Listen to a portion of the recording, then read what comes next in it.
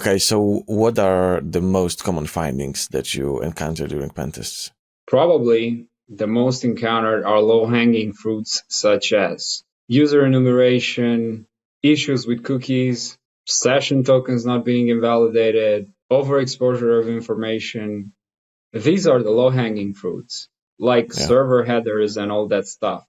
These are, I mean, you could put these in a pen test, in a report, but nobody's going to accept this as a finding in a bug bounty program. And these are all out of scope yeah, unless you somehow show impact that they could negatively affect the asset or the company or the business. So, but these are actually relatively valid findings on pen tests.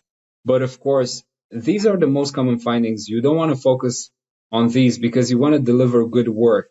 So most of the findings, most of the impact findings that I have to do with broken access control, authorization, authentication issues, authentication bypass, other bypasses that actually have an impact on the underlying infrastructure. I see a lot of SSRF in my findings.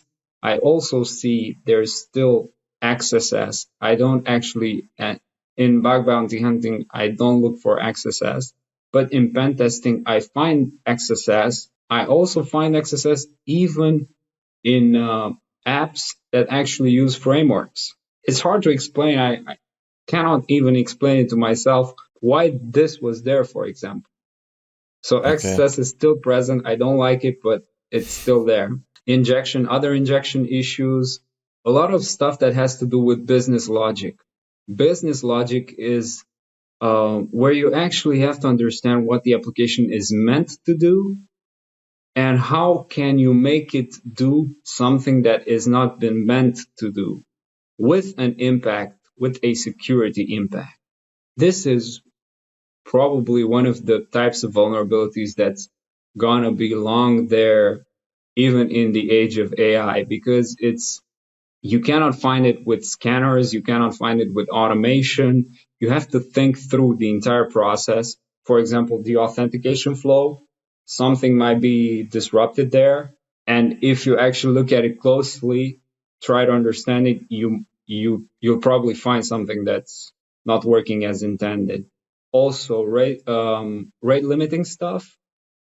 These could be high or low impact. I've seen instances where bypassing rate limits has had high impacts. For example, when there's a multi-factor authentication, you get a code, and that code is brute forceable. That's a high impact issue because if you're able to brute force the MFA for any account, it's account takeover. It's still the Wild West there.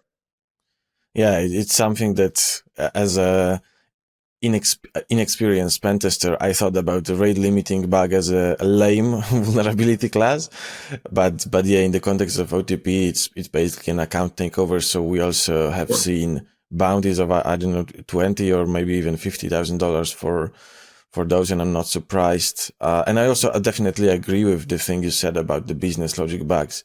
Like many vulnerability classes will probably be fixed with time with better scanners because I don't know, SQL injection is very easy to fix by just spot by looking at the code and then by fix even automatically. But XSS I think has many contexts, and that's probably the reason why it's still so prevalent. But still the number of contexts is limited and scanners do get better over time. But I think authorization bugs, IDORs, business logic bugs, they do require the context.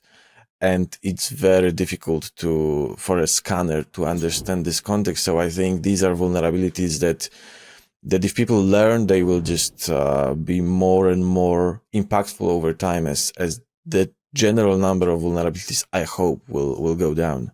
I don't think that over the long term, all cybersecurity issues are going to be fixed by AI or by something else, because there's always the human component where things go wrong.